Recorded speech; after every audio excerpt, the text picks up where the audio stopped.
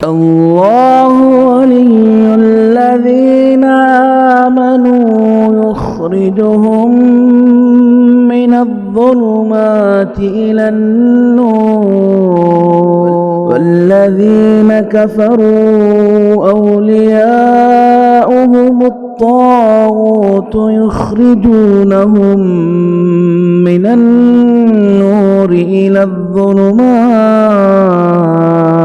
السلام علیکم ورحمۃ اللہ وبرکاتہ. بسم اللہ الرحمن الرحیم.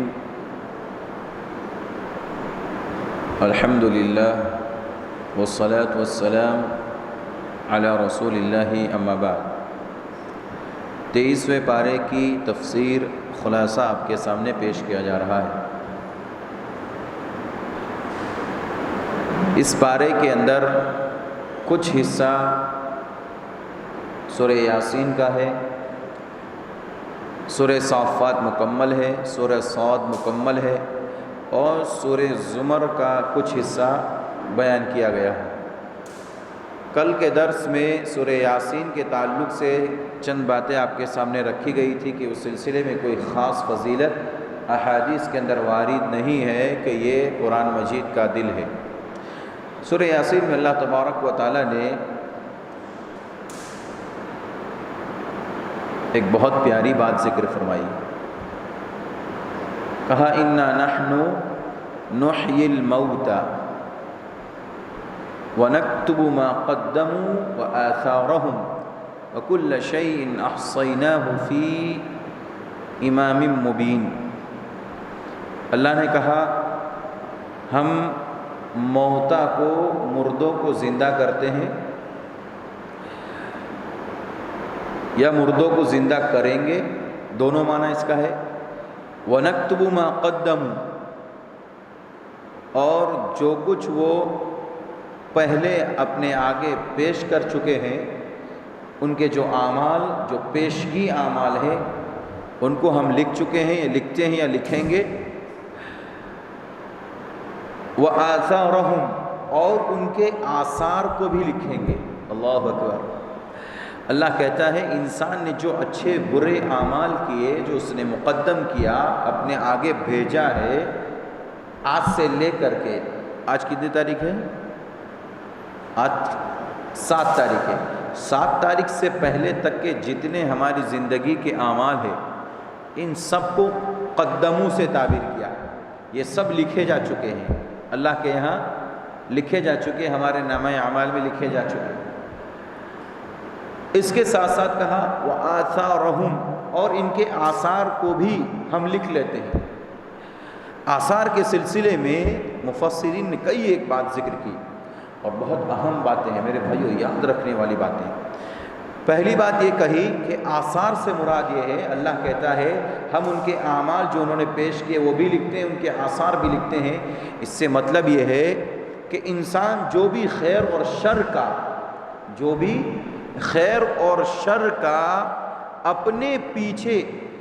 اپنے پیچھے جو چھوڑ کر کے آتا ہے، ان تمام چیزوں کو ہم لکھ دیتے ہیں. جانتے ہیں آثار یہ کسے کہتے ہیں؟ میں یہاں سے چل کر کے گیا یا آپ یہاں سے چل کے گئے، آپ کا چل جانا اور آگے بڑھ جانا، یہ پیچھے جو ہے یہ سب آثار ہے. یہ کیا کہلاتے ہیں؟ یہ آثار ہے. اس آثار کے بارے میں یعنی آپ کا آگے بڑھتے چلے جانا اور اس کے پیچھے جو آپ کے قدم کے جو اثر ہوتے ہیں، نشانات ہوتے ہیں، انہیں آثار کہتے ہیں. اللہ کہتا ہے جو کچھ آپ نے پیچھے چھوڑا ہے، اس میں خیر ہو یا شر ہو، اس کو بھی ہم لکھ رہے ہیں. جو آپ نے مقدم کر دیا اس کو تو ہم لکھ ہی رہے ہیں، وہ تو لکھا ہی جا چکا ہے. آپ کے مرنے کے بعد آپ جو اپنے پیچھے جو آثار چھوڑ کر کے جائیں گے، چاہے وہ اچھا ہو یا برا ہو، اس کو بھی ہم لکھیں گے. اس کو ایک مثال سے سمجھیے. حدیث کے اندر اللہ کے نبی صلی اللہ علیہ وسلم نے فرمایا کہ انسان کوئی اچھی سنت جاری کر کے چلا جاتا، اس دنیا سے کوئی اچھی سنت اپنے پیچھے چھوڑ کر کے جاتا، جاری کر کے چلا جاتا ہے، اللہ تبارک و تعالیٰ جب تک وہ سنت قائم رہتی اس کے مطابق اس کو ثواب دیتا ہے. ایسے ہی اگر کوئی آدمی مرنے سے پہلے بری سنت، غلط کام، غلط چیز اپنے پیچھے چھوڑ کر کے جاتا ہے اور بڑی تعداد اس کے اوپر عمل کرتی ہے، اس کے آثار کے اوپر چلتی ہے، اللہ تبارک و تعالیٰ اس کی بنیاد پر اس کے گناہوں کو لکھتا چلا جاتا ہے، اس کے گناہ بھی لکھتا ہے، اور جو اس کے قدموں پر چلنے والے، اس کے نقش قدم پر چلنے والے تمام لوگوں کے گناہ بھی اس کے رجسٹر میں لکھتے ہیں۔ اس کو ایک مثال سے سمجھیے، سب سے پہلے قتل کرنے والا کون تھا روئے زمین پر؟ کون تھا؟ آدم علیہ السلام کا بیٹا، جسے قابل کے نام سے جانتے ہیں، اس نے حابل کا قتل کیا۔ مفسرین نے لکھا ہے کہ جب تک یہ دنیا قائم ہے، یہ دنیا جب تک قائم ہے اور جب تک اس دنیا کے اندر قتل ہوتا رہے گا، ہر قتل کے اوپر قابل کو اس کا گناہ ملے گا۔ قتل اس نے نہیں کیا ہے، قتل دنیا کے اندر آنے والے لوگ نے کیا ہے، آدمی نے، انسان نے کیا ہے، لیکن اس نے ایک سنت جاری کر دی، بری سنت، برا اثر اپنے پیچھے چھوڑ کر کے گیا ہے۔ اس برے اثر کی بنیاد پر اسے قیامت تک اس کا برا انجام اور اس کا گناہ لکھا جائے گا۔ سمجھ رہے ہیں آثار کسے کہتے ہیں؟ ایسے ہی اگر کوئی اپنے پیچھے نیک خصلت، نیک سنت، اچھا کام چھوڑ کر کے گیا، کوئی آدمی اپنے محلے کے اندر رہتا تھا، لیکن رہتے ہوئے ایک کام بہت اچھا کرتا تھا، روزانہ صبح میں فجر سے پہلے یا اذان کے معن بعد لوگوں کو اٹھا دیا کرتا تھا، کھٹکا لگا دیا کر، فجر کی اذان ہو چکی ہے، چلیے نماز کے لیے۔ اس کی اس سنت کے اوپر، اس نیک عمل کے اوپر، اس ایک اچھے کام کے اوپر جتنے لوگ عمل کریں گے، سارے لوگوں کا عمل اس کا ثواب ملے گا۔ ان لوگوں کو تو ملے گا ہی، لیکن جو کام کرنے والا ہے اس کو بھی کیا ملے گا؟ ثواب ملے گا۔ اسی چیز کو اللہ نے کہا کہ ہم ان کے آثار کو بھی لکھ رہے ہیں، انہوں نے جو پیش کیا ہے، اپنے پہلے بھیجا ہے اس کو بھی، اور اپنے پیچھے جو کچھ چھوڑا ہے اس کو بھی۔ آثار کا دوسرا مفہوم یہ ہے کہ اللہ کے نبی صلی اللہ علیہ وسلم نے فرمایا کہ جب انسان مر جاتا ہے تو اس کے نامہ اعمال کا سلسلہ ختم۔ اذا مات الانسان انقطع عنہ عملہ، جب انسان مرتا ہے عمل کا سلسلہ ختم ہو جاتا ہے، الا من ثلاث، مگر تین چیزوں کے۔ تین چیزوں میں سے پہلی چیز علم ينتفع بہ، اپنے پیچھے علم چھوڑ کر کے گیا، لوگ اس سے فائدہ اٹھا رہے ہیں، کوئی کتاب لکھ کر کے گیا، اپنے پیچھے ایک لائبریری چھوڑ کر کے چلا گیا، بہت سارے شاگردوں کو چھوڑ کر کے چلا گیا، بہت سارے لوگوں کو حافظ قرآن بنا کر کے چلا گیا، تو یہ ساری چیزیں جو ہے اس کو کیا کرے گی؟ فائدہ دے گی، اس کے نامہ اعمال میں بڑھنے کا کیا ہے؟ یہ ذریعہ ہے۔ اسی طرح سے او صدقۃ جاریۃ، یا کوئی صدقہ جاریہ کر کے چلا گیا، نل لگا دیا، راستے میں ٹونٹی لگا دیا، لوگوں کے لیے کوئی چیز تکلیف دیتی اس کو ہٹا دیا، ایسے ہی کنواں کھودوا دیا، پانی کی ضرورت تھی کہیں پر، پانی کی ٹینک لگوا دی، ٹنکی لگوا دی، الغرض جتنے بھی نیک کام ہو سکتے ہیں، مسجد کی ضرورت تھی مسجد بنوا دیا، مدرسے کی ضرورت تھی مدرسہ بنوا دیا، اپنے پیچھے صدقہ جاریہ کے طور پر کوئی چیز چھوڑ کر کے گیا، جب تک وہ قائم ہے تب تک اللہ تبارک و تعالیٰ اس بندے کو اس کا کیا ملتا ہے؟ ثواب ملتا ہے، اور اللہ تعالیٰ اس کو ثواب دیتا ہے۔ تیسری چیز اولد صالح یدعو لہ، ایک آدمی ہے مر گیا، مرنے سے پہلے اپنے پیچھے اپنی اولاد کو چھوڑ کے گیا، وہ نیک اولاد ہے اور روزانہ اپنے والد کے لیے دعا کرتی ہے، اپنے والدین کے لیے، اپنے ماں باپ کے لیے دعا کرتی ہے۔ اللہ کے نبی صلی اللہ علیہ وسلم نے فرمایا اس دعا کا فائدہ ان کو، ان کے والدین کو پہنچتا ہے، ان کے نامہ اعمال میں بڑھوتری ہوتی ہے، ان کے درجات کو بلند کیا جاتا ہے۔ اللہ نے کیا کہا؟ یہ تین چیزیں جو چھوڑ کر کے انسان اپنے پیچھے جاتا ہے، مرنے کے بعد اسی چیز کا فائدہ انسان کو ہوتا ہے، باقی انسان کوئی بھی عمل کرے یا کوئی دوسرا ان کی طرف سے عمل کرے، اس کا کوئی فائدہ ان کو حاصل نہیں ہوتا ہے۔ تو اللہ نے کہا ان کے آثار کو بھی ہم لکھتے ہیں۔ اور تیسرا مفہوم کیا ہے پتہ ہے آپ کو؟ آثار کا مطلب انسان کا چلنا، جیسے آپ اپنے گھر سے چل کر کے آئے، مسجد آئے چل کر کے آئے، پیدل آئے، گاڑی سے آئے، کسی سے بھی آئے، آپ اپنے گھر سے پیدل چل کے آئے، جہاں جہاں آپ کے پیر کے نشانات پڑے ہیں، قیامت کے دن وہ آپ کے بارے میں گواہی دیں گے۔ اللہ اکبر!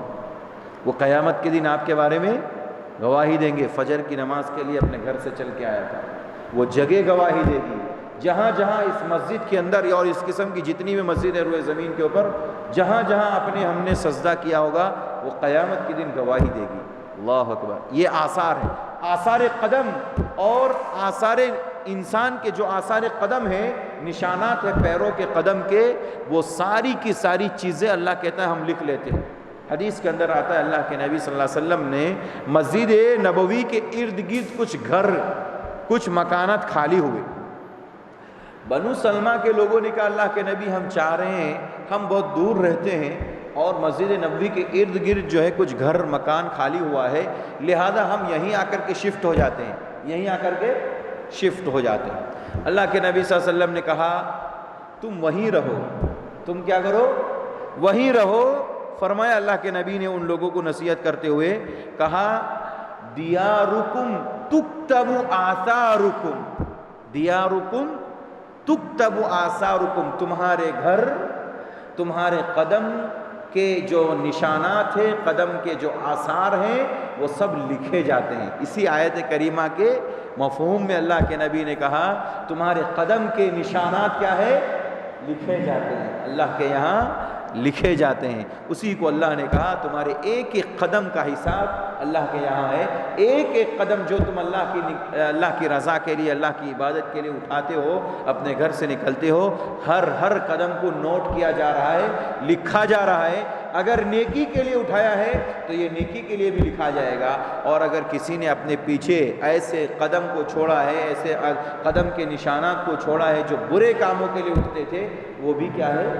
لکھے جا رہے ہیں۔ کوئی زناکاری بدکاری کے لیے قدم اٹھا رہا تھا تو اس کے آثار قدیم اور آثار قدم جو ہے لکھے جا چکے ہیں، وہ بھی بعد میں گواہی دیں گے۔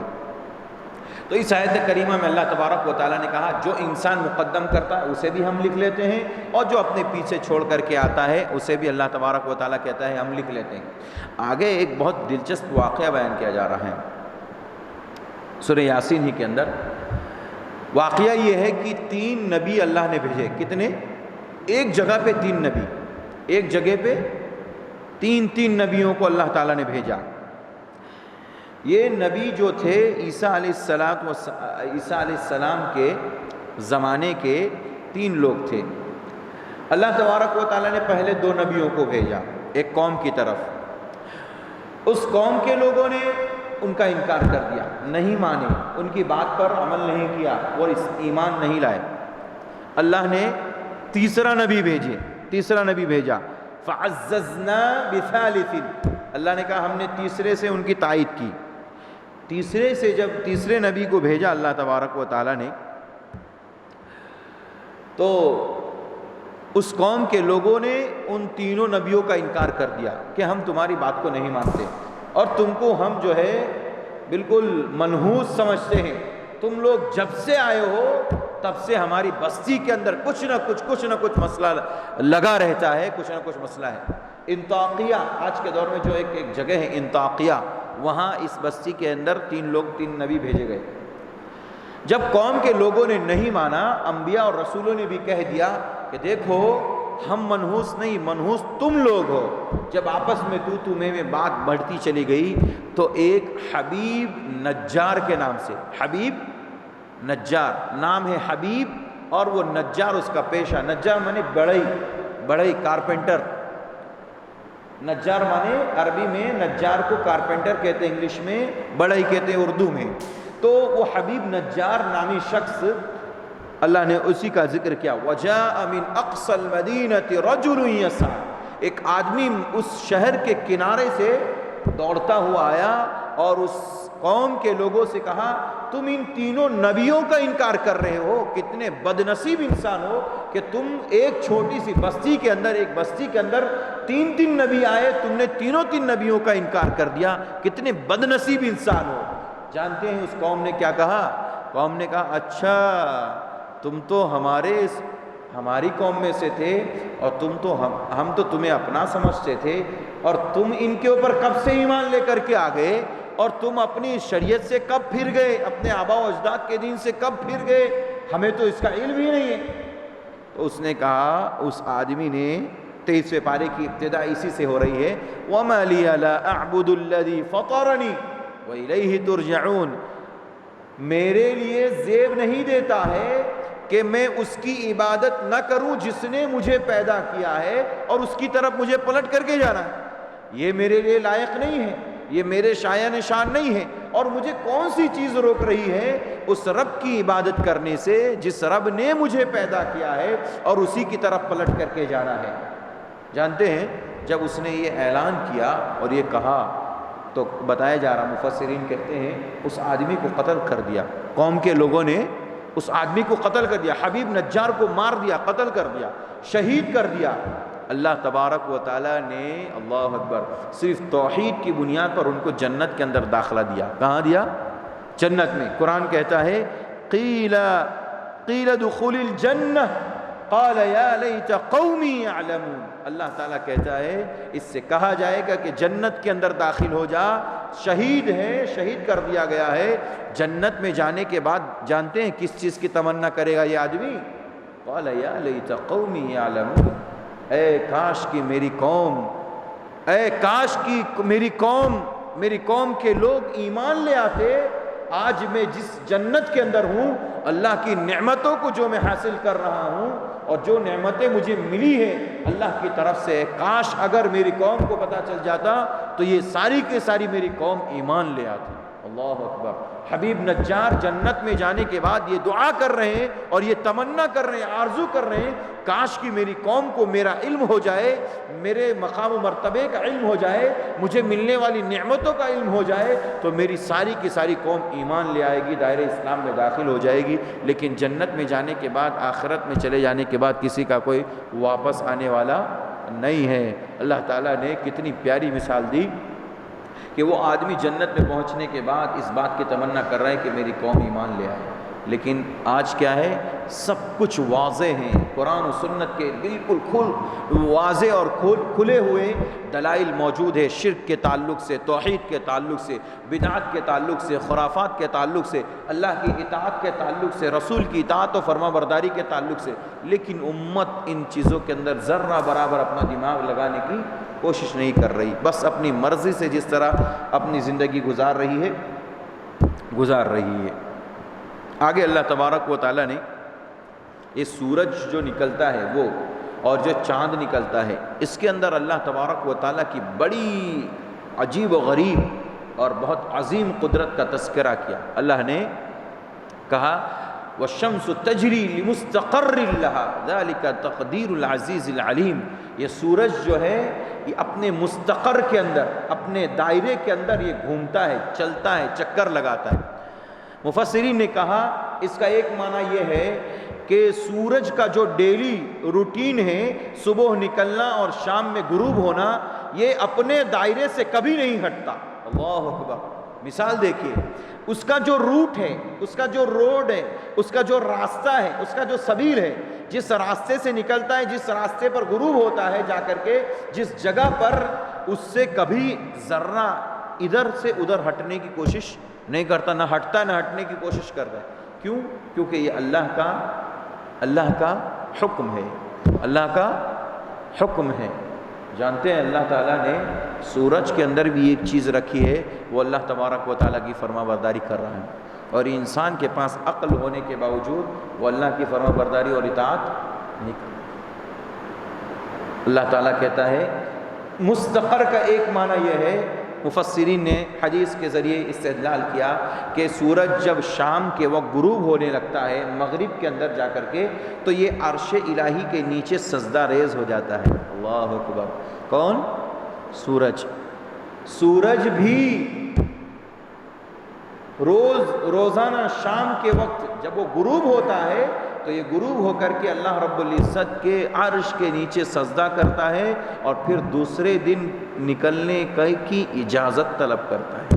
بغیر اجازت کے نکلتا نہیں، اور بغیر عبادت کے سجدے کے غروب نہیں ہوتا۔ اللہ اکبر۔ جانتے ہیں کتنا بڑا مسئلہ اور کتنی اہم اور پوائنٹ کی بات اس کے اندر ہے انسان کے سمجھنے کے لیے۔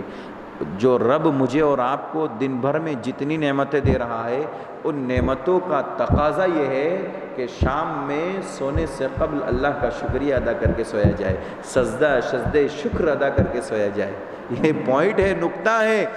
ایک ایسی مخلوق جس کی زبان نہیں، جو بول نہیں سکتی، جس کے پاس عقل نہیں، لیکن اللہ کے تابع ہے، وہ اللہ کے تابع ہے، اللہ کے بتائے ہوئے طریقے کے مطابق چل رہا ہے۔ سورج غروب اور طلوع اور جا کر کے سجدہ کرتا ہے، اس کے بعد وہ نکلنے سے پہلے اجازت طلب کرتا ہے۔ اور انسان کیا ہے، بالکل آزادہ، نہ سو جاتا ہے، نہ نماز، نہ روزہ، نہ صدقہ، نہ شکریہ، کچھ نہیں، اور پھر صبح آرام سے 9 بجے، 10 بجے، 12 بجے، 1 بجے، شام کے 4 بجے اٹھتا ہے، چلا جاتا ہے اپنی دنیا دنیا کے اندر لگ جاتا ہے، اللہ کی عبادت کا اس کو کوئی فکر نہیں ہے۔ میرے بھائیو، اللہ تعالیٰ کتنا عظیم ہے، اس کی قدرت کتنی عظیم ہے کہ وہ سورج غروب ہونے سے پہلے سجدہ کر کے غروب ہوتا ہے، عبادت کر کے غروب ہوتا ہے، اور ہم ہیں کہ اللہ تبارک و تعالیٰ نے دنیا میں ہمارے بھیجنے کا مقصد ہی عبادت قرار دیا، وہ سونے سے پہلے بھی عبادت نہیں کرتا، پتہ نہیں آنکھ کھلے گی بھی کہ نہیں، اس کی بھی اس کو فکر نہیں ہے۔ اس کے بعد اللہ نے کہا یہ چاند جو ہے، یہ چاند اپنے دائرے میں ہی گھومتا رہتا ہے، اس کی 28 منزلیں ہیں۔ کتنی؟ 28 منزلیں ہیں، ڈیلی ہر الگ الگ منزل سے نکلتا ہے اور الگ الگ منزل میں غروب ہوتا ہے۔ اللہ اکبر، 28 منزلیں ہیں، 28 دنوں تک وہ مجھے اور آپ کو نظر آئے گا، لیکن آخری کے 2 دن غائب ہو جاتا ہے، پھر پہلی تاریخ کو نکلتا ہے۔ اللہ تعالیٰ نے اس کے بارے میں کیا کہا یہ جو سورہ قمر ہے، والقمر قدرناہ منازل حتی عاد کالعرجون القدیم، یہ اپنی 28 منزلوں کو پار کرنے کے بعد حتی عاد کالعرجون القدیم، یہ سوکھے ہوئے کھجور کا جو تنا ہوتا ہے، جب وہ سوکھ جاتا تو ایسے ٹیڑھا ہو جاتا ہے۔ دیکھا ہے کھجور کا تنا، ڈالی دیکھی کھجور کی ڈالی، جب سوکھی تر رہتی ہے، تر و تازہ رہتی ہے تو لمبی رہتی ہے، لیکن جیسے سوکھنے لگتی ہے تو ایسے کر کے ٹیڑھی ہونے لگتی ہے۔ اللہ نے اس کی مثال ایسے ہی دی، یہ چاند جب نکلتا ہے تو ایسے ٹیڑھا نکلتا ہے۔ دیکھا ہے آپ نے چاند کو نکلتے ہوئے؟ پہلا چاند شوال کا، رمضان کا، شعبان کا ادھر سے نکلتا ہے، اور 15، 14 ادھر سے نکلتا ہے۔ ہر دن اس کی اللہ تعالیٰ نے ایک جگہ متعین کی نکلنے کی۔ اللہ نے یہ نشانی بتائی ہے، بتانا چاہا ہے، یہ سورج کا نکلنا اور یہ چاند کا نکلنا ایسا ہے، اللہ کی اتنی عظیم قدرت ہے، کبھی آج تک کسی نے نہیں دیکھا کہ چاند کی جگہ سے سورج نکل گیا ہو، سورج کی جگہ چاند نکل گیا ہو اور دونوں میں ٹکراؤ ہو گیا ہو، ایسا کبھی کسی نے سنا نہیں، نہ سنے گا۔ کیوں؟ یہ اللہ رب العزت کی عظیم قدرت کی نشانی ہے۔ اللہ اکبر، سبحان اللہ وبحمدہ، سبحان اللہ العظیم۔ آگے اللہ تعالیٰ بتا رہا ہے مشرکوں کے تعلق سے، خصوصی طور پر، عمومی طور پر سارے لوگ اس میں داخل ہیں۔ قیامت کے دن یہ ہمارے اور آپ کے ہاتھ، ہمارے اور آپ کے پیر، ان سب کے اوپر، ان سب کو اللہ تعالیٰ چھوڑ دے گا، اور یہ منہ، یہ زبان، اس کے اوپر تالا لگ جائے گا۔ یہ مرحلہ بہت کٹھن ہوگا میرے بھائیوں، بہت کٹھن مرحلہ ہوگا۔ اصل میں یہ مشرکوں کے تعلق سے ہے۔ یہ کیوں لگایا جائے گا منہ کے اوپر تالا؟ کیوں ان کے منہوں کو بند کیا جائے گا؟ اللہ سورہ انعام میں کہتا ہے یہ لوگ مشرکین اتنے گرے ہوئے لوگ ہیں کہ دنیا میں تو وہ جھوٹی قسمیں کھایا ہی کرتے تھے، دنیا میں تو وہ جھوٹ بولا ہی کرتے تھے، قیامت کے دن بھی ہیلا بہانہ کر کے، جھوٹ بول کر کے رب سے اور رب کے پاس رب کے سامنے کھڑے ہو کر کے اپنے آپ کو بچانے کے لیے وہ کیا کریں گے؟ ہیلے کریں گے۔ اللہ سے قسم کھا کے، اللہ قسم کھا کے کہتے ہیں کہ ہم دنیا میں شرک نہیں کرتے تھے، دنیا میں ہم شرک نہیں کرتے تھے۔ اللہ نے ان کا جملہ نوٹ کیا۔ اللہ کہتا ہے واللہ ربنا ما کننا مشرکین، واللہ ربنا ما کننا مشرکین، اللہ کی قسم، ربنا اے ہمارے رب، ہم دنیا کے اندر مشرک نہیں تھے۔ یہ قیامت کے دن وہ لوگ رب کے سامنے کھڑے ہو کر کے وہاں بھی جھوٹی قسمیں کھائیں گے۔ اللہ تبارک و تعالیٰ اس موقع پر ان کے منہوں پر تالا لگا دے گا۔ اب تالا لگ جائے گا تو پھر کیا ہوگا؟ آگے اللہ کہتا ہے الیوم نختم علی افواہہم، وَتُكَلِّمُنَا أَيْدِيهِمْ وَتَشْهَدُ أَرْجُلُهُمْ بِمَا كَانُوا يَكْسِبُونَ۔ اللہ کہتا ہے آج کے دن ان کے منہوں کے اوپر تالا لگا دیا جائے گا، یعنی قیامت کے دن ان کے منہوں پر تالا لگا دے گا اللہ تعالیٰ۔ اس کے بعد کیا ہوگا؟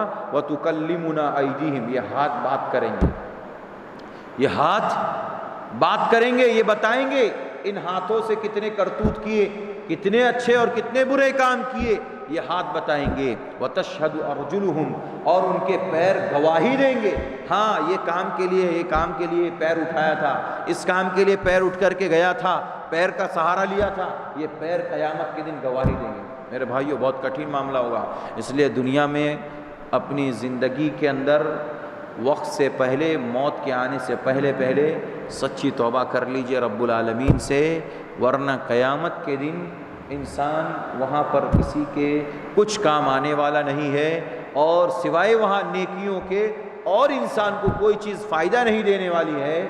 اس لیے دنیا کے اندر سچی توبہ کر لیں، ورنہ اگر ہم نے برے اعمال کیے ہوں گے، برے نتائج کو لے کر کے ہم گئے ہوں گے، برے اعمال کو لے کر کے گئے ہوں گے، تو پھر ہمارے منہوں پر بھی تالا لگا دیا جائے گا، کوئی سنوائی نہیں ہوگی، کوئی ترجمان نہیں ہوگا، کوئی سفارشی نہیں ہوگا، بس پھر ہمارے ہاتھ، ہمارے پیر، ساری چیزیں گواہی دیں گی، بولنے لگے گی یہ کام کیا تھا ہمارے ہاتھوں نے، ہمارے پیروں نے۔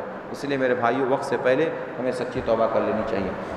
آگے اللہ تبارک و تعالی جو آسمان میں ہمیں اور آپ کو ستارے نظر آ رہے ہیں نا، ان ستاروں کو آسمان میں پیدا کرنے اور بنانے کے صرف 3 مقصد ذکر کیے۔ کتنے؟ 3۔ پہلا مقصد کیا ہے؟ اللہ تعالیٰ کہتا ہے کہ ہم نے ان کو اِنَّا زَيَّنَّا السَّمَاءَ الدُّنْيَا بِمَصَابِيحَ، اِنَّا زَيَّنَّا السَّمَاءَ الدُّنْيَا بِزِينَةٍ الْكَوَاكِبِ۔ یہ جو ستارے ہمیں آسمان میں نظر آتے ہیں، اس کو ایک مقصد کے لیے کہ یہ جو آسمان ہے یہ خوبصورت نظر آئے، یہ چمکے، اور یہ ستاروں کو اللہ تعالیٰ نے آسمان کی خوبصورتی کے لیے پیدا کیا، آسمان کی خوبصورتی کے لیے بنایا۔ یہ پہلا مقصد ستاروں کو پیدا کرنے کا۔ دوسرا مقصد وَحِفْظًا مِّن كُلِّ شَيْطَانٍ مَارِدٍ، ان ستاروں کو اللہ تعالیٰ نے آسمان میں اس لیے بنایا تاکہ جو شیاطین چوری کرنے کے لیے آسمان میں جاتے ہیں، جو آسمان میں فیصلے ہوتے ہیں، اس کی چوری کرنے کے لیے، اور وہاں جا کر کے کچھ باتیں لے کر کے پھر اس میں 100 جھوٹ ملا کر کے اپنے کاہنوں کو اور اپنے جھوٹے اور مکار عاملوں کو بتاتے ہیں، ان کے لیے اللہ تعالیٰ نے بطور آگ بنایا ہے۔ یہ ان شیاطین کے اوپر مارے جاتے ہیں، اور پھر یہ ستارے جیسے شیاطین پر پڑتے ہیں، سارے کے سارے شیاطین راکھ ہو جاتے ہیں، جل جاتے ہیں۔ تو ستارے کا پیدا کرنے کا دوسرا مقصد شیاطین کو مارنا، اور تیسرا مقصد جو دوسرے مقام پر اللہ تبارک و تعالیٰ نے ذکر کیا کہ ستاروں کو اس لیے پیدا کیا تاکہ لوگ، ابھی تو ہمیں لائٹ کا اتنا جو ہے چرچا ہے، پوری دنیا کے اندر لائٹ اتنی عام ہو چکی ہے، پاور اتنا ہے کہ ہم جو ہے کہیں پر بھی بآسانی چل سکتے ہیں، سفر کر سکتے ہیں۔ وہ زمانہ کہ جب اس زمانے میں لائٹیں نہیں تھی، بجلی نہیں تھی، اس موقع پر لوگ آسمان میں چمکنے والی ستارے اور چاند کی روشنی سے اپنا راستہ طے کرتے تھے، چاند اور ستاروں کی روشنی سے اپنا راستہ طے کرتے تھے۔ تو اللہ تبارک و تعالیٰ نے جو ستارے بنائے، اس کا تیسرا مقصد یہ ہے کہ اس کے ذریعے سے لوگ راستے سے گزرنے والے مسافر حضرات اس سے کیا کریں؟ اپنا راستہ طے کر لیں، اپنا راستہ حاصل کر لیں، اور ان کو جب سفر کرنا ہو تو وہ سفر کر کے جا سکتے ہیں بآسانی، ان کو راستہ نظر آئے۔ صرف یہ 3 مقصد کے لیے آسمان میں اللہ تعالیٰ نے ستارے پیدا کیے، چوتھا کوئی مقصد نہیں ہے۔ جیسا کہ آج دنیا کے اندر لوگ کہتے ہیں کہ فلاں ستارے کی وجہ سے بارش ہوئی، فلاں ستارے کی وجہ سے آفت ہوئی۔ ابھی کچھ دن پہلے کورونا کا بھی مسئلہ آیا تھا نا، کورونا کے معاملے کو لے کر کے کہ فلاں ستارے کے گرنے کی وجہ سے یہ وبا عام ہوئی۔ میرے بھائیوں، ستاروں سے کوئی تعلق نہیں، ستاروں سے نہ بیماری کا تعلق ہے، نہ بارش کا تعلق ہے، نہ ستاروں کو ان خاص مقصد کے لیے پیدا کیا گیا ہے۔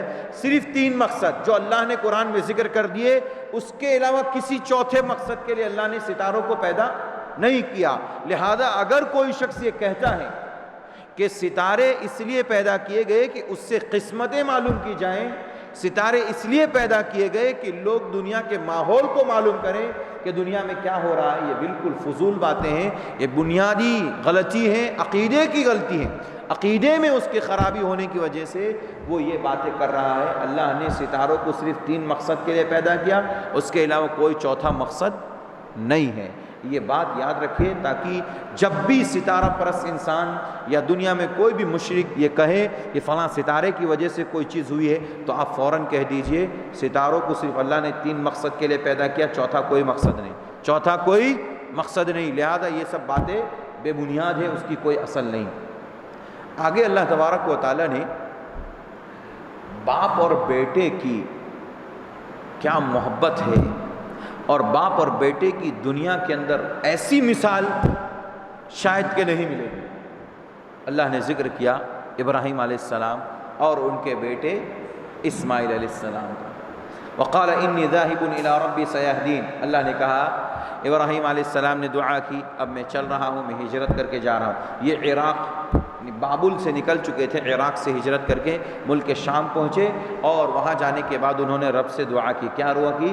رب ہب لی من الصالحین، پروردگار اب بوڑھا ہو گیا ہوں، کوئی سہارا نہیں ہے، بڑھاپے میں کوئی سہارا نہیں ہے، کوئی اولاد دے دے، کوئی اولاد دے دے۔ ابراہیم علیہ السلام نے دعا کی رب ہب لی من الصالحین۔ جن کو اولاد نہ ہوتی ہو ان کو یہ دعا کرنی چاہیے۔ جن کو اللہ تعالیٰ نے اولاد نہیں دی ہے، کوئی بھی مسئلہ رہا ہو، کوئی بھی مسئلہ ہو، اسے یہ دعا خاص طور پر کرنی چاہیے۔ رب ہب لی، صرف اولاد ہی نہیں، رب ہب لی من الصالحین، کیسی اولاد؟ نیک اور صالح اولاد عطا فرما۔ اللہ نے کہا فبشرناہ بغلام حلیم، ہم نے ان کو بردبار بیٹے کی خوشخبری دے دی۔ اللہ اکبر، بیٹا بھی کیسا؟ بردبار، یعنی نہایت شریف اور اچھے اخلاق والا، اچھے کردار والا اسماعیل کی خوشخبری دے دی، بچے کی خوشخبری مل گئی۔ جانتے ہیں ابراہیم علیہ السلام ایسے نبی گزرے ہیں کہ ان کے اوپر اللہ تبارک و تعالیٰ نے یعنی بہت آزمائشیں نازل کی، اور ساری آزمائشوں میں وہ کامیاب ہوئے، اور ساری آزمائشوں کو انہوں نے پورا کیا، اور اللہ کے حکم کے آگے دنیا کی کسی اور چیز کے حکم کو آگے نہیں کیا، نہ دنیا کی کسی اور چیز کو آگے بڑھایا، بس اللہ کا حکم آ گیا، آمنا صدقنا، اور اسی کو پورا کیا۔ بچہ تو مل گیا، 13 سال کا ہو گیا، بچہ دوڑنے لگا۔ سوچے تھے بڑھاپے میں یہ بچہ ہمیں ساتھ دے گا اور بڑھاپے میں یہ ہمارا سہارا بنے گا۔ رات میں خواب دیکھتے ہیں ابا جان کہ اپنے بیٹے کو لٹا کر کے اللہ کے راستے میں ذبح کر۔ اللہ اکبر، ایک بیٹا ملا اتنے برسوں کے بعد بڑھاپے کی عمر میں، اس کو بھی ذبح کرتا ہوا دیکھ رہا ہوں۔ صبح ہوئی، بیٹے سے نبی کا خواب سچا ہوتا ہے، بیٹے سے مشورہ کر لیا، بیٹے کیا کروں؟ قال ستجدونی انشاءاللہ من الصابرین۔ باپ جیسے باپ ویسے بیٹے، جتنا فرما بردار باپ تھا اللہ تبارک و تعالیٰ کا، اور اتنا ہی فرما بردار بیٹا اپنے باپ کا تھا۔ اس نے کہا ابا جان تاخیر کس بات کی ہے؟ رب کا فیصلہ ہے، رب کے فیصلے میں کوئی تاخیر نہیں ہوا کرتی۔ ستجدونی انشاءاللہ من الصابرین، آپ انشاءاللہ مجھے صبر کرنے والوں میں سے پائیں گے۔ میں ڈٹنے والا، صبر کرنے والا ہوں، اور صبر کرنے والا رہوں گا انشاءاللہ۔ بات پکی ہو گئی، ٹھیک ہے انشاءاللہ۔ باپ بیٹے کے درمیان بالکل پکی محبت، سچی محبت تھی، اور دونوں کے درمیان محبت کی بنیاد پر یہ فیصلہ طے ہوا کہ اسماعیل کو اب ذبح کیا جائے گا۔ ابا جان زمین پر لٹا دیے۔ اللہ تبارک و تعالیٰ کو یہ ادا اتنی پسند آئی، اتنی پسند آئی، اسے قرآن مجید کے حروف بنا دیے۔ سبحان اللہ، سبحان اللہ۔ اللہ تعالیٰ کہتا ہے ان کی کن پٹی کے، یا یہ کہہ سکتے ہیں کہ ان کو پہلو کے بل یا ان کے جبین، ان کی پیشانی کے بل ابراہیم علیہ السلام نے ان کو لیٹا دیا۔ جیسے ہی لیٹایا ہم نے آواز لگائی، قد صدقت الرؤیا انا کذالک نجزی المحسنین، ابراہیم آپ نے رب کا بتایا ہوا جو آپ کو خواب تھا اس خواب کو سچ کر دکھایا، ہم ایسے ہی لوگوں کو، محسنین اور اچھے لوگوں کو ہم بدلہ دیا کرتے ہیں۔ وَفَدَيْنَاهُ بِذِبْحٍ عَظِيمٍ، پھر اللہ کہتا ہے ہم نے بہت بڑا اور عظیم فدیہ اور جانور جنت سے اتارا، دمبا اتارا اور اسماعیل کی جگہ ذبح کر دیا، اور تا قیامت آنے والے جتنے مسلمان ہیں ہر سال قربانی کے موقع پر، عید الاضحیٰ کے موقع پر یہ سنت ابراہیم کو زندہ کرتے ہیں۔ اور جانتے ہیں پیغام کیا ہے؟ رب کا تقرب حاصل کرنے کے لیے ابراہیم کی سنت کو لازم پکڑنا ضروری ہے۔ اللہ اکبر، بغیر ابراہیم علیہ السلام کی سنت کے آپ تقرب الہی نہیں حاصل کر سکتے۔ قربانی یہ اللہ رب العزت کو سے قریب ہونے کا، تقرب الہی کا سب سے بڑا ذریعہ ہے، اور یہ نبی صلی اللہ علیہ وسلم کی سنت ہے، اور نبی صلی اللہ علیہ وسلم کے جد امجد ابراہیم علیہ السلام کی سنت ہے۔ بغیر ابراہیم علیہ السلام کی سنت کے انسان تقرب الہی کو حاصل نہیں کر سکتا۔ بہت بڑا پیغام ہے میرے بھائیو، اللہ تعالیٰ نے ابراہیم علیہ السلام کو اس میں بھی کامیابی دی، تبھی کہا سلام علی ابراہیم، ابراہیم پر سلامتی ہو، ابراہیم پر سلام ہو، ابراہیم پر سلامتی ہو۔ کیوں؟ یہ بندہ ایسا تھا، اللہ نے جتنی مرتبہ آزمایا، اللہ تبارک و تعالیٰ کی ہر آزمائش میں کھرے اترے، اور تمام میں اللہ تبارک و تعالیٰ نے ان کو کامیابی عطا فرمائی، ان کے امتحان میں کامیابی عطا فرمائی۔ آگے ایک اور نبی کا تذکرہ کیا جا رہا ہے، وہ نبی ہے الیاس، نام سنا ہوگا آپ نے، الیاس علیہ السلام۔ یہ عیسیٰ علیہ السلام کی نسل سے تھے اور بنی اسرائیل میں سے تھے، نہیں، ہارون علیہ السلام کی نسل سے تھے، موسیٰ علیہ السلام کے بھائی ہارون علیہ السلام کی نسل سے تھے اور بنی اسرائیل میں سے تھے، بنی اسرائیل میں سے تھے۔ الیاس علیہ السلام ایک قوم کے اندر جہاں وہ رہتے تھے اس جگہ کا نام سامرہ تھا، اس جگہ وہ رہتے تھے، وہاں پر لوگ جو ہے ایک بعل نامی بت کی پوجا کرتے تھے، اور اس جگہ کا نام اس بت کی وجہ سے بعل بکا پڑ گیا تھا۔ کیا پڑ گیا تھا؟ بعل بکا، اس جگہ کا نام ہی اس بت کی وجہ سے بعل بکا پڑ گیا تھا۔ الیاس علیہ السلام نے اس قوم کے لوگوں کو سمجھایا بجھایا کہ دیکھو، تم اللہ تبارک و تعالیٰ کی عبادت کو چھوڑ کر کے، جو تمہارا بھی رب ہے، تم سے پہلوں کا بھی رب ہے، تم سے پہلے تمہارے آبا و اجداد کا بھی رب ہے، اس کو چھوڑ کر کے تم اس بعل نامی بت کو تم پوجتے ہو، جو نفع نہیں دے سکتا، جو نقصان نہیں پہنچا سکتا، اور وہ تمہارا رب اور تمہارے باپ داداؤں کا رب وہ سب کچھ تمہیں دیتا ہے، احسن الخالقین، جو تمہاری بہترین خلقت کرتا ہے، پیدائش کرتا ہے، اور جو سب سے بہترین تخلیق کرنے والا ہے، اس رب کو تم بھلا بیٹھے ہو۔ اللہ تبارک و تعالیٰ نے الیاس علیہ السلام کی بات کو ذکر کرتے ہوئے کہا، اللہ ربکم اتدعون بعلا وتذرون احسن الخالقین، تم بعل نامی بت کو پکارتے ہو، اس کی پوجا کرتے ہو، اور وتذرون احسن الخالقین، جو تمام پیدا کرنے والوں میں سب سے بہترین پیدا کرنے والا احسن الخالقین جو اللہ تبارک و تعالی ہے، اس کو تم چھوڑ بیٹھے ہو اور بعل نامی بت کی تم پوجا کرتے ہو۔ اللہ ربکم ورب آبائکم الاولین، تم جانتے ہو احسن الخالقین کون ہے؟ وہ اللہ ہے جو تمہارا بھی رب ہے، تم سے پہلوں کا بھی رب ہے۔ فکذبوہ فإنہم لمحضرون، اللہ نے کہا اس قوم نے الیاس علیہ السلام کی تکذیب کی، الیاس علیہ السلام کی بات کو نہیں مانا، اور اللہ نے کہا بس جن لوگوں نے نہیں مانا، قیامت کے دن جہنم کی آگ ان کو گھیر لینے والی ہیں، اور پھر ان کو اللہ تعالیٰ جہنم کے اندر ڈال دے گا۔ الا عباد اللہ المخلصین وترکنا علیہ فی الآخرین، الیاس علیہ السلام اور دیگر تمام جتنے انبیاء کا اللہ نے تذکرہ کیا اس سے پہلے، سب کے بارے میں اللہ نے یہی کہا، ہم نے ان کا ذکر خیر دنیا کے اندر جاری کر دیا۔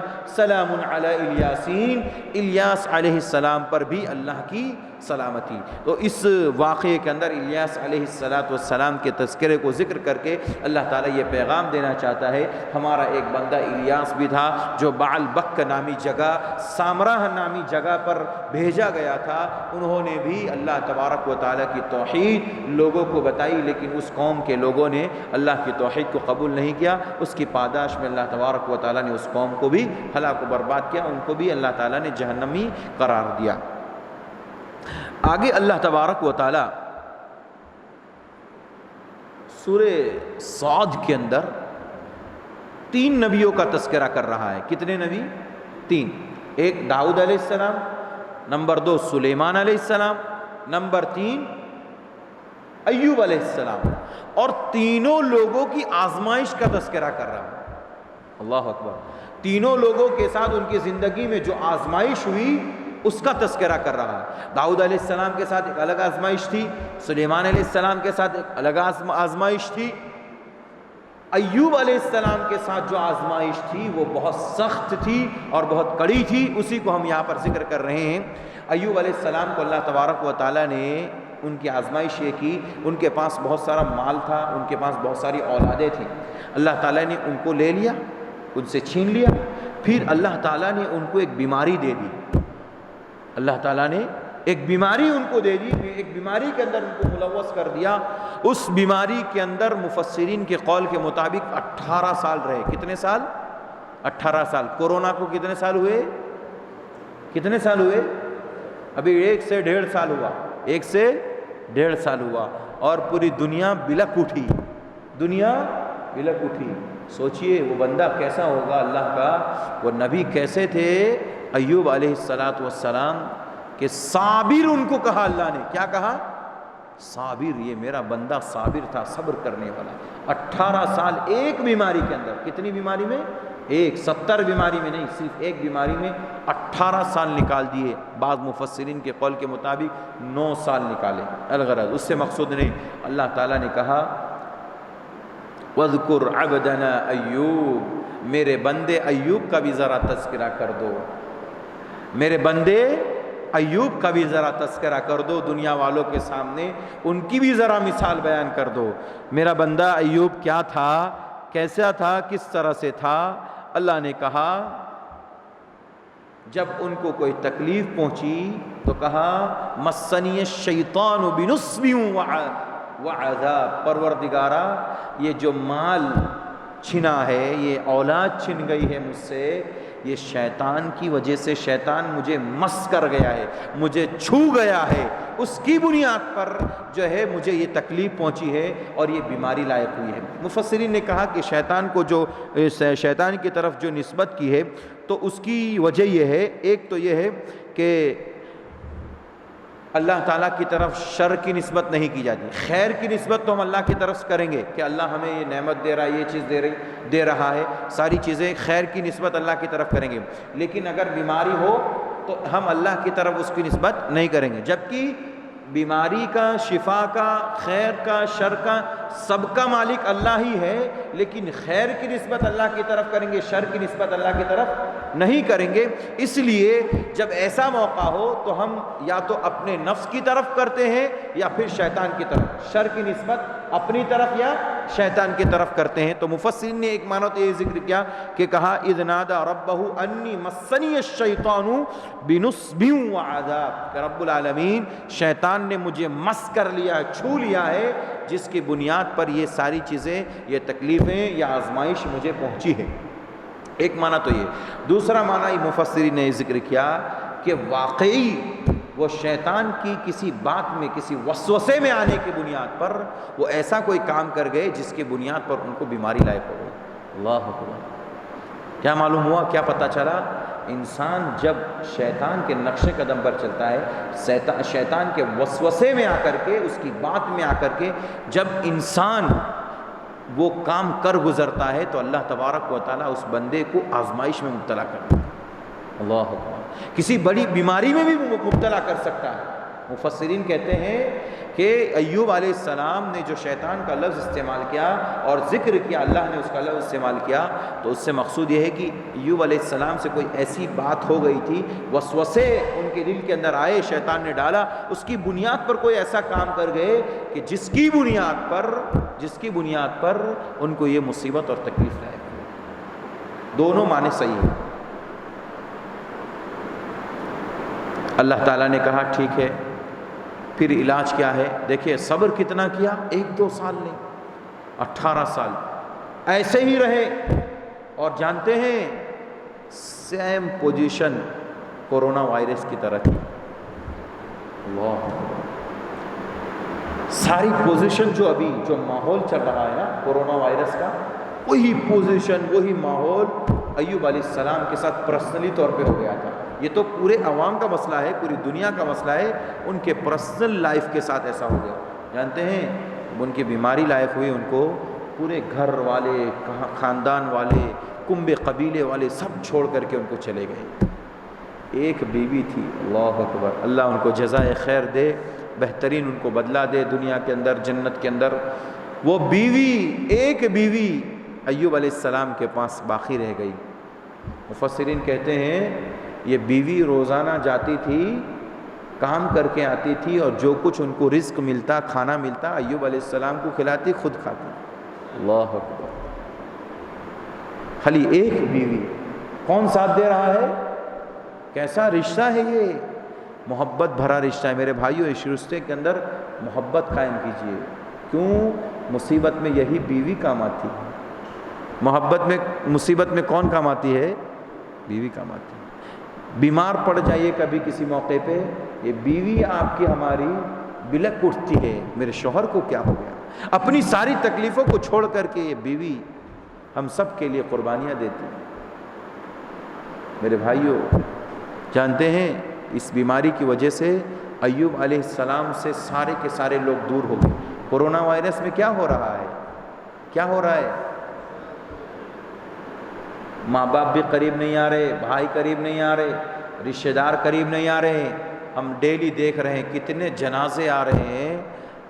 کسی جنازے کے اندر والد کا انتقال ہوا ہے، ایک بچہ ہے، بھائی کا انتقال ہوا ہے، رشتہ دار میں سے ایک آدمی ہے۔ اللہ، کوئی قریب نہیں آ رہا۔ پوری کنڈیشن وہ ہے جو ایوب علیہ السلام کے ساتھ تھی، وہی کنڈیشن آج کے ہمارے دور کی۔ بھائی، کورونا کے معاملے کو لے کر کے آپ کے سامنے ایک عرض کر دوں، میں بھی اس مرض کا شکار ہو چکا ہوں۔ میں خود بذات خود پچھلے سال اس مرض کا شکار ہو چکا ہوں۔ اللہ کا فضل ہے، اللہ کا احسان ہے، اللہ جزائے خیر دے ہماری اہلیہ کو۔ ڈاکٹر بولے آپ الگ رہیے، دور رہیے، ماسک کا، ڈسٹینس کا اہتمام کریں۔ میری اہلیہ، اللہ تعالیٰ ان کو جزائے خیر دے، ان تمام کے باوجود وہ خدمت انجام دی، اللہ تعالیٰ ان کو جزائے خیر۔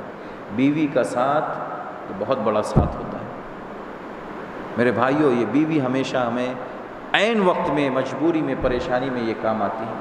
ایوب علیہ السلام کو کون کام آیا؟ ان کی بیوی۔ روز جا کے کما کر لاتی، کھلاتی، پھر ان کی بیماری کا مسئلہ تسلی دیتی۔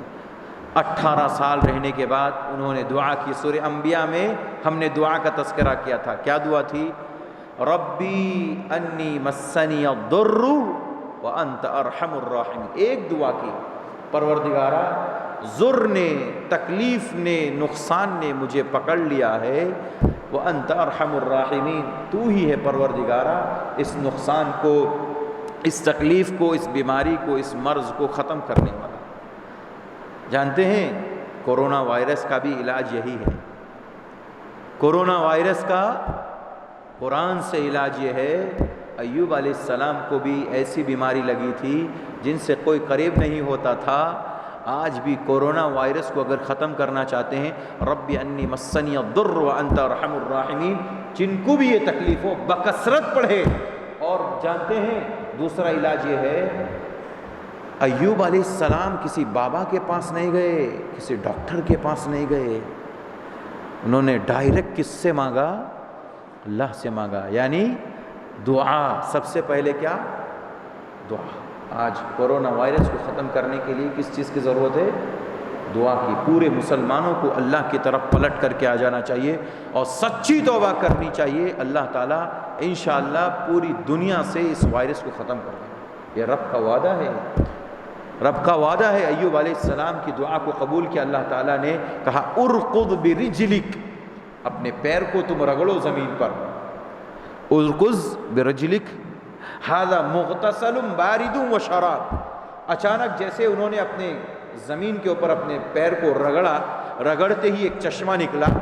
اللہ نے کہا ھذا مغتسل، یہ مغتسل ہے، یعنی یہ پانی ہے جس سے تم نہاؤ گے بھی، اور بارد و شراب، یہ ٹھنڈا پانی ہے تم اس کو پیو گے بھی. جانتے ہیں اس میں کیا حکمت ہے؟ مغتسل اس لیے کہا نہاؤ گے تو آپ کی ظاہری ساری بیماری ختم ہو جائے گی، اور یہ پانی پیو گے تو تمہاری اندرونی ساری بیماری ختم. اللہ اکبر، اللہ اکبر. میرے بھائیوں، کوئی دوا نہیں، کوئی آکسیجن نہیں، کوئی ٹیبلیٹ نہیں، کوئی انجیکشن نہیں، صرف کیا ہے؟ پانی. اللہ اکبر. جانتے ہیں اس کے اندر ہمارے لیے، سب کے لیے، مسلمانوں کے لیے سوشل میڈیا کے ذریعے پیغام دینا چاہتا ہوں. پوری دنیا کے لوگوں کے لیے اگر کورونا وائرس سے بچنا چاہتے ہیں، پوری دنیا اگر بچنا چاہتی ہیں، دو کام کریں. پورے مسلمان، سارے کے سارے مسلمان سچی توبہ کر لے، اللہ سے پلٹ کر کے آ جائیں. اللہ تبارک و تعالیٰ پانی کے ذریعے آپ کو شفا دے دے گا. اللہ اکبر. میرا رب اتنا عظیم ہے جو کیا کر سکتا ہے؟ پانی کے ذریعے ایوب کو شفا دیتا ہے، اور دے گا، دیتا ہے، دے گا، دے سکتا ہے. تو پھر اپنی امت کو اللہ تعالیٰ، اپنے بندوں کو بھی، نبی کی امت کو بھی اللہ تعالیٰ شفا دینے کو تیار ہے. لیکن شرط ہے دعا سچی ہو اور اللہ کی طرف پلٹ کر کے آ جائیں اور سچی دعا کریں. انشاءاللہ تعالیٰ یہ کورونا وائرس کا معاملہ دنیا سے ختم ہو جائے گا. پھر انہوں نے کیا کیا؟ آدمی جب بیمار ہوتا ہے ذرا چڑچڑا ہو جاتا ہے، بیماری میں چڑچڑا ہو جاتا ہے. ایک دن بیوی بیچاری اتنی خدمت گزار، اللہ اکبر، اللہ ان کو جزائے خیر دے. اس بیوی نے اتنی تکلیف کے باوجود ایک دن ان سے کچھ ہو گیا ہوگا. آدمی چڑچڑا ہو جاتا ہے بیماری میں، جب کچھ غلط ہو گیا ان سے، تو ایوب علیہ السلام نے کہا قسم کھا لی 100 کوڑے ماروں گا تجھے. کتنے؟ 100 کوڑے ماروں گا. معمولی غلطی تھی اور کتنی بڑی بات کر لی، اور قسم کھا لیا کہ 100 کوڑے ماروں گا میں تجھے. جب وہ شفا یاب ہو گئے، جب صحیح ہو گئے، تو مفسرین نے کہا کہ اللہ تبارک و تعالیٰ نے کہا کہ وَخُذْ بِيَدِكَ ضِغْثًا فَاضْرِبْ بِهِ وَلَا تَحْنَثْ إِنَّا وَجَدْنَاهُ صَابِرًا نِعْمَ الْعَبْدُ إِنَّهُ أَوَّابٌ. اللہ نے کہا 100 کوڑے کیسے برسیں گے اس عورت کے اوپر؟ ایک ٹہنی لے لو، کھجور کی ایک ٹہنی لے لو، یا ایک جھاڑو لے لو جس کے اندر 100 وہ ہو، 100 ڈنڈیاں ہوں. ایک جھاڑو لے لو جس کے اندر 100 ڈنڈیاں ہوں، 100 تنکے ہوں، اور اس سے ایک مرتبہ مار دو، تمہاری نظر پوری ہو جائے گی. اللہ اکبر. ایک جھاڑو سے لگا دو، تمہاری 100 کوڑے مارنے کی نظر پوری ہو جائے گی. حدیث میں بھی ہے، اللہ کے نبی صلی اللہ علیہ وسلم نے فرمایا، صحیح حدیث ہے، مسند احمد کی روایت ہے، اللہ کے نبی صلی اللہ علیہ وسلم کے زمانے میں ایک معذور اور کمزور آدمی نے زنا کر لیا. کیا کر لیا؟ زنا کر لیا. زنا اب یہ شادی شدہ نہیں تھا، تو جو شادی شدہ نہیں ہوتا اس کے اوپر کتنے کوڑے برسائے جاتے ہیں؟ 100 کوڑے. کتنے؟ 100 کوڑے. اللہ کے نبی صلی اللہ علیہ وسلم کے پاس صحابہ ہے، اللہ کے نبی اگر ان کو 100 کوڑے ماریں گے تو مر جائے گا. کہا کہ ٹھیک ہے، ایک کھجور کی ٹہنی لیا اور جس کے اندر 100 ڈالیاں ہوں یا 100 اس کے تنکے ہوں. لایا گیا، اس کو مارا گیا، حد پوری ہو گئی. اللہ اکبر. تو مفسرین نے اس آیت کریمہ کی روشنی میں مسئلہ ذکر کیا کہ حالات کے حساب سے اگر سامنے والا اس چیز کو قبول نہیں کر سکتا ہے، اس حد کو، تو اسی صورت میں اس کے اوپر حد قائم کی جائے گی. اور جیسے کہ ایوب علیہ السلام نے ایک جھاڑو سے مار کر کے نظر کو پورا کر دیا، ورنہ وہ قسم کو توڑ دے تو اس کا کفارہ ادا کرنا پڑتا. اس لیے اللہ تعالیٰ نے اس قسم کو پورا کرنے کا حکم دیا. آگے اللہ تبارک و تعالیٰ اپنے 2 ہاتھوں کا تذکرہ کر رہا ہے. کتنے؟ دو، اس سے یہ بات معلوم ہوئی اللہ تعالیٰ کی کیا ہے؟ ہاتھ ہے۔ ایک آیت میں اللہ نے سورہ الرحمن میں کہا اللہ کا چہرہ ہے، کہیں آنکھ کا تذکرہ کیا، کہیں بصر کا تذکرہ کیا، کہیں کہا ہاتھ ہے۔ اور اللہ تعالیٰ کے لیے دونوں ہاتھ جو بھی ہے وہ داہنے ہیں۔ بائیں ہاتھ جو ہوتا ہے نا یہ کمزوری کی علامت ہوتی ہے، بایاں ہاتھ یہ کمزوری کی علامت ہے، اور اللہ کمزور نہیں، اللہ کیا ہے؟ قوی ہے۔ تو ہم اللہ تعالیٰ کے جو اسماء و صفات، اسی طرح سے جو اللہ تعالیٰ کے اعضاء کے سلسلے میں ذکر کیا گیا ہے احادیث میں، قرآن کے اندر، اس کو ہم ثابت مانتے ہیں۔ دو ہاتھ کا تذکرہ کیا ہے؟ وہ کون سا واقعہ ہے؟ جب آدم علیہ السلام کے سامنے اس ابلیس کو سجدہ کرنے کے لیے کہا تو کہا قال یا ابلیس ما منعک الا تسجد، اے ابلیس لما خلقت بیدی، جس کو میں نے اپنے دونوں ہاتھوں سے پیدا کیا اس کو تو نے سجدہ کیوں نہیں کیا؟ کس چیز نے تجھے سجدہ کرنے سے روکا؟ لما خلقت بیدی، میں نے اپنے دونوں ہاتھوں سے اس کو پیدا کیا ہے آدم کو، اس کو سجدہ کرنے سے تجھے روکا کس چیز نے؟ یہ کون کہہ رہا ہے؟ اللہ تعالیٰ کہتا ہے۔ اس سے یہ بات معلوم ہوئی کہ اللہ تعالیٰ کے دو ہاتھ ہیں۔ لیکن ہمیں یہ بات یاد رکھنی ہے، اور یہ عقیدے کا مسئلہ ہے، ہم اللہ تعالیٰ کے جو بھی چیز ثابت ہیں، اللہ تعالیٰ کے جو بھی وہ اعضاء جو بھی ثابت ہیں ان کو ہم مثال نہیں دیں گے، اس کی ہم مثال نہیں دیں گے، ہم اپنے ہاتھوں سے تشبیہ نہیں دیں گے، یا دنیا کی کسی اور مخلوق کے کسی چیز سے تشبیہ نہیں دیں گے۔ اللہ کی جتنی بھی چیزیں ہیں، جتنی بھی صفات ہیں، وہ اللہ کی شایان شان ہے۔ اللہ اپنے شایان شان ہے، وہ اللہ تعالیٰ نے جس طرح سے اپنے لیے متعین کیا ہے وہ اللہ تعالیٰ کے لیے ہے۔ آگے اللہ تعالیٰ ایک بہت عظیم بات ذکر کر رہا ہے نبی صلی اللہ علیہ وسلم سے کہہ کر کے کہ قل ما اسألکم علیہ من اجر وما انا من المتکلفین۔ اللہ تعالیٰ نے کہا کہ اے نبی صلی اللہ علیہ وسلم آپ دنیا والوں سے کہہ دیجئے کہ جو میں تبلیغ کر رہا ہوں، تم کو بتا رہا ہوں، دین کی دعوت دے رہا ہوں، تمہیں اللہ کی طرف پکار رہا ہوں، بلا رہا ہوں، اس پر میں تم سے کوئی اجر نہیں مانگ رہا ہوں، میں کوئی تم سے اجر، اجرت، پیسہ، مال، دولت، زمین، جائیداد یہ سب نہیں مانگ رہا ہوں، یہ سب فری کر رہا ہوں میں، اللہ کے نبی سے کہلوایا گیا۔ اور جانتے ہیں آگے کیا کہا؟ وَمَا أَنَا مِنَ الْمُتَكَلِّفِينَ، اور میں تکلف کرنے والا بھی نہیں ہوں۔ اس آیت کریمہ کے تفسیر میں عبداللہ ابن مسعود نے کیا کہا پتہ ہے؟ عبداللہ ابن مسعود کہتے ہیں اس آیت کریمہ کا مفہوم یہ ہے، اللہ کے نبی صلی اللہ علیہ وسلم نے کہا وَمَا أَنَا مِنَ الْمُتَكَلِّفِينَ، میں تکلف نہیں کرتا، یعنی جس چیز کا علم میرے پاس ہے بس وہی بتاتا ہوں، اور جس چیز کا علم میرے پاس نہیں ہے میں وہ چیز نہیں بتاتا ہوں۔ عبداللہ ابن عباس نے کہا اگر کوئی آدمی ایسا ہے جس کے پاس کسی چیز کا علم نہیں ہے، وہ کہہ دے اللہ اعلم بالصواب، اللہ زیادہ جانتا ہے، مجھے اس کے بارے میں علم نہیں، یہ بھی علم ہے، یہ بھی کیا ہے؟ علم ہے۔ اور یہ کون سکھا رہا ہے؟ اللہ تعالیٰ اپنے نبی کو سکھا رہا ہے اسی آیت میں وَمَا أَنَا مِنَ الْمُتَكَلِّفِينَ، میں دماغ سے ہانکنے والا نہیں ہوں، میں تکلف کرنے والا نہیں ہوں، میرے پاس جس چیز کا علم ہوگا اللہ جو مجھے بتائے گا میں وہی بتاؤں گا، اس کے علاوہ میں اپنی جانب سے کچھ بھی نہیں بتا سکتا ہوں۔ میرے بھائیوں اس میں بہت بڑا نکتہ یہ ہے، نبی جو وحی کے ذریعے بتاتے تھے اور نبی ہے دنیا کے، وہ اپنی جانب سے کچھ بھی نہیں بتا رہے، جس چیز کا علم نہیں آپ خاموش ہیں۔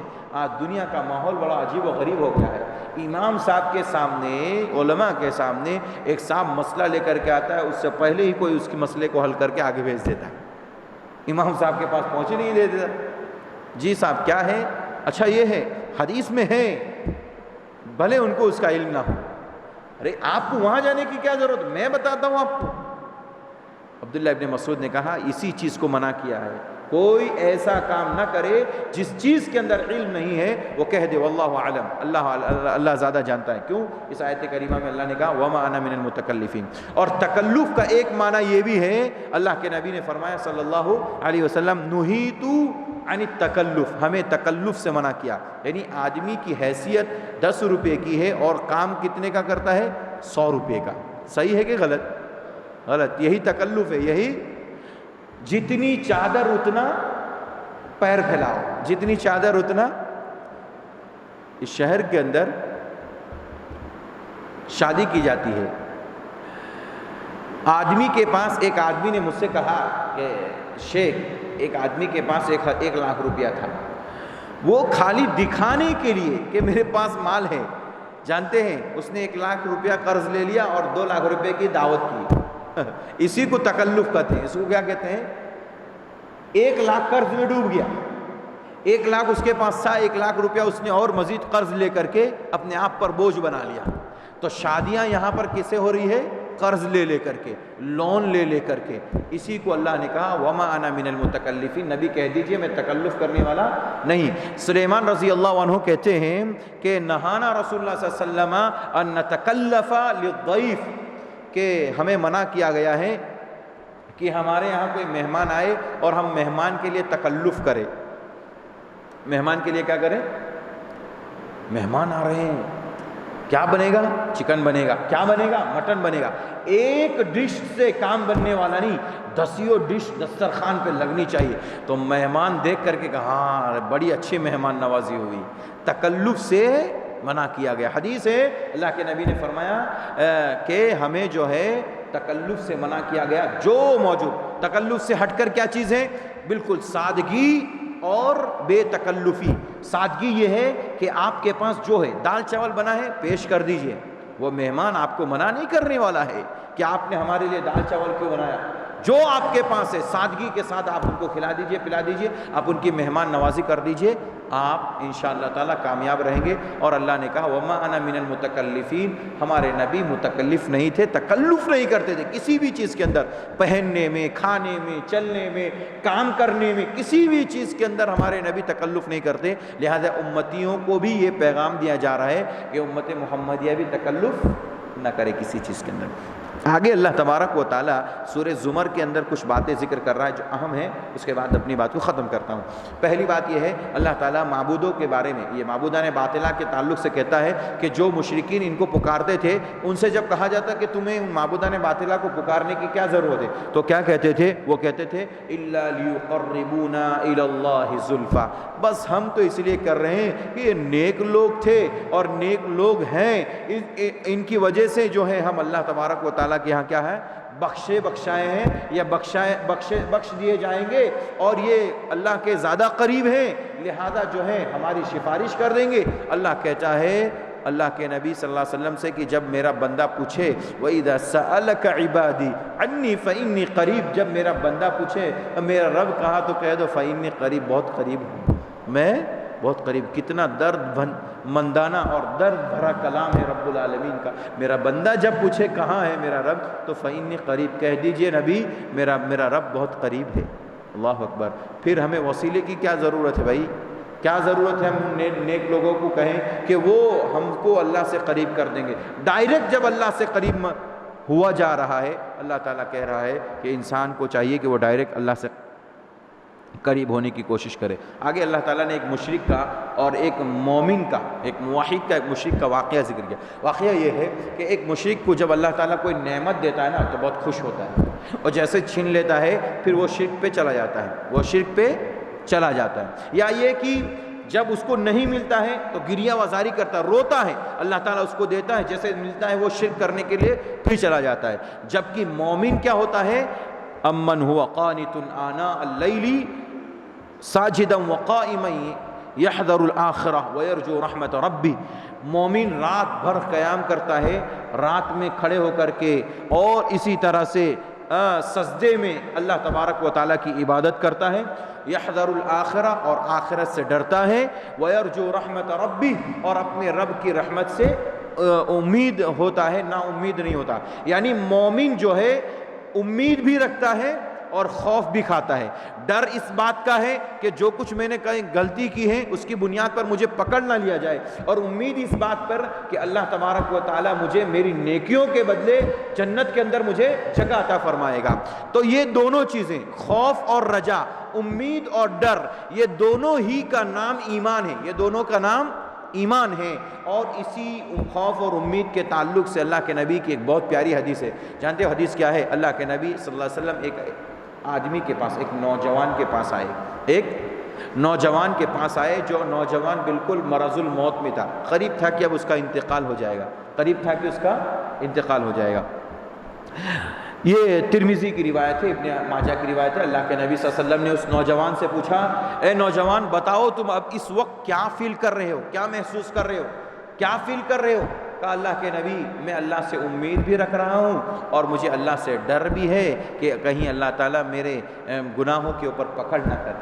اللہ کے نبی نے فرمایا اس وقت یعنی مرنے کے اس وقت میں، یہ مرض الموت میں جس بندے کے یہاں یہ دونوں چیزیں آ جائے، امید رجا بھی اور خوف بھی ڈر بھی، جس بندے کے اندر یہ، اس کے دل کے اندر یہ دونوں چیزیں آ جائے، اس کے لیے اللہ تعالیٰ وہ فیصلہ کرتا ہے جس بات کا انسان امید کرتا ہے۔ اللہ اکبر۔ اس لیے مومن کو ہمیشہ اللہ سے امید بھی کرنی چاہیے اور ہمیشہ اللہ سے ڈرتے بھی رہنا چاہیے۔